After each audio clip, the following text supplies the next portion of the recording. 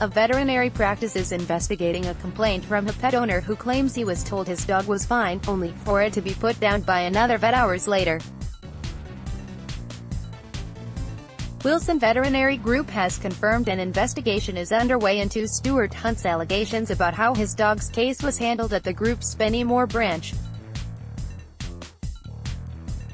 4 hours after his visit to the surgery, Mr. Hunt's dog Sky was diagnosed with pyometra, a life-threatening infection of the uterus at a different practice in Newton Aycliffe. Clinical notes from the second practice, seen by the Northern Echo, gave a graphic description of the dog's symptoms. It was decided it was in the best interests of the 13-year-old Staffordshire Bull Terrier to put her to sleep. As well as the grief he feels over losing Sky, Mr. Hunt feels she was left to suffer for hours longer than he believes she should have.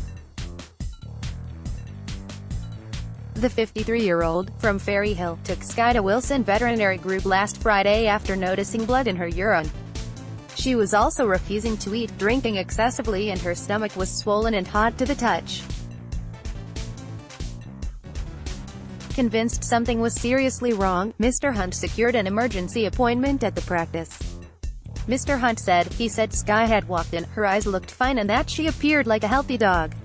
He claimed he was asked for £33 before any treatment could take place, despite being told by staff over the phone that, because the case was an emergency, the cost could be deferred until he received his next employment support allowance payment.